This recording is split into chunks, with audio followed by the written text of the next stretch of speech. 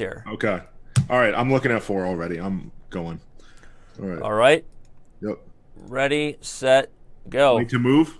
Sorry, black to play. Flip the board. Black To to move. play. Okay. Black to move in this position. Flip the board. Yep.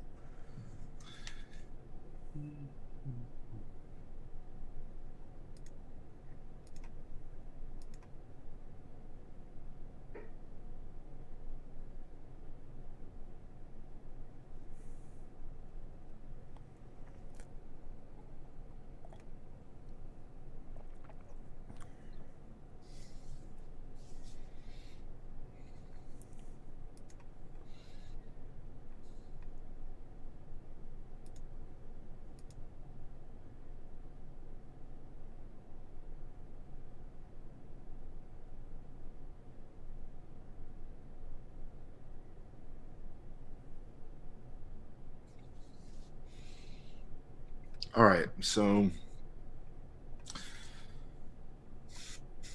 my king is permanently passive. You have 1 minute and 55 seconds. 1 minute and 55 seconds. Oh, okay. Oh, Lord. All right. Well, I'm looking at G takes H4. One idea. I'm trying to see.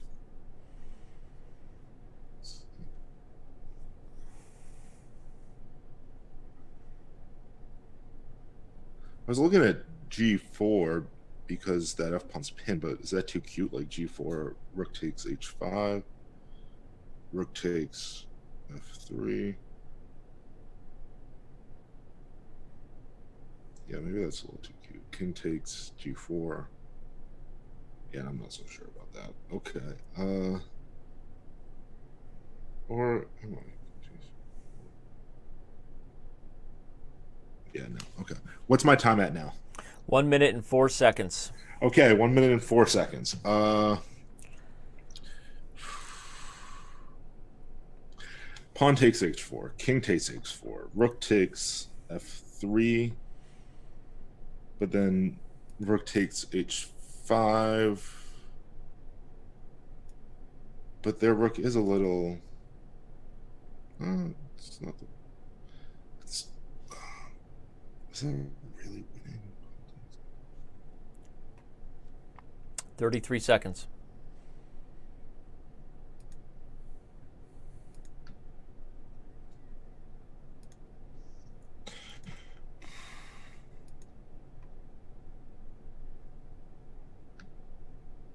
All right, I played G4. Okay. After G4, white plays rook takes H5. Your move. Okay, G4. Wait, is my time rounded up again? Yeah, you made a move, so it stopped. Don't worry about the time. Okay. But you still got to get it right. If you get it wrong, you lose 5 minutes. You have one more move to find in this puzzle. Yeah. Okay.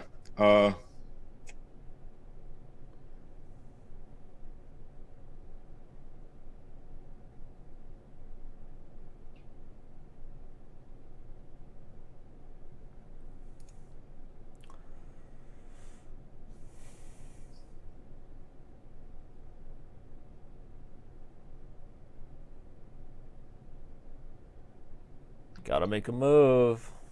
All right, I'm going. I'm moving. I'm moving. I'm going. King G7. You got it right. That's Yep. right. Trap the rook. And the rook is trapped. Wow. You came through by the hair on your chinny chin chin on that one to get to the 5th position. You will only have 1 minute for the 5th position. Wait, I thought we were rounding up. Yeah, you had, when you guessed G4, you had like 20 seconds.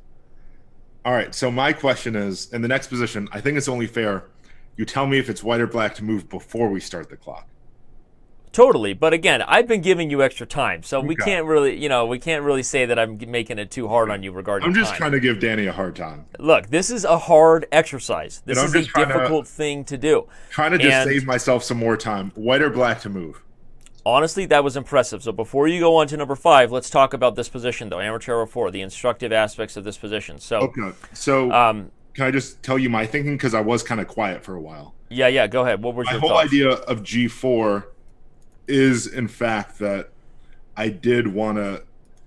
I looked into this position after rook takes H5, and I saw that in a lot of resulting positions, my rook is very active, and their rook has real trouble getting out to protect the d pawn. Right.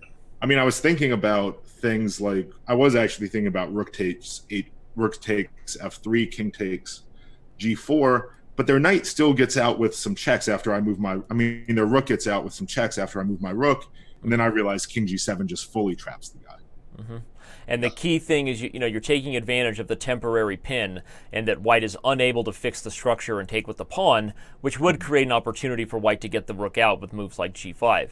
So this position is sort of a well-known, I don't even know if it's a study or from a game, but it's a well-known idea. And I actually have had games like this in rook endings where, a rook, maybe it doesn't actually go all the way as far as trapping itself, but this idea in terms of a useful defensive resource to keep in your mind. If your king is the one sort of on his back feet, your opponent has gotten access to the pawns on one side of the board or the other, it's a useful thing to keep in mind that a rook that goes out of its way to grab a pawn on the edge of the board is not only temporarily out of play, so sometimes you can punish it, maybe you have the timing of a passed pawn or something, but sometimes there's even ways to make their life even more difficult getting that rook back into the game.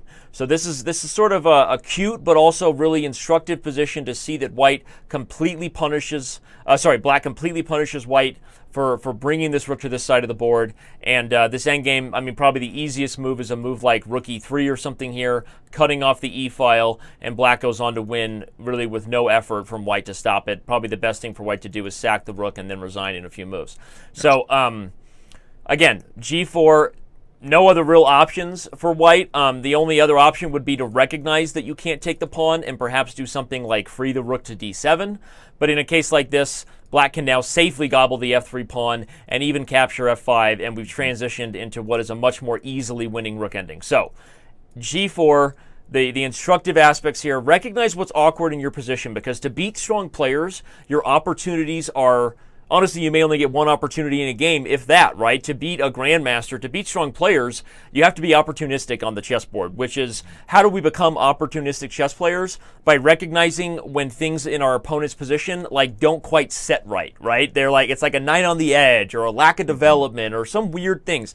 What's interesting about puzzles and tactics is often there is something unique about the position, right? And maybe it doesn't scream at you immediately, but as you calculate, to be opportunistic in your calculation and always try to be aware of the weird things that are happening, so that if a tactic like that occurred, you'd have the ability to find it in a game. So I really like that puzzle. All right, we're moving on to the last one. You will have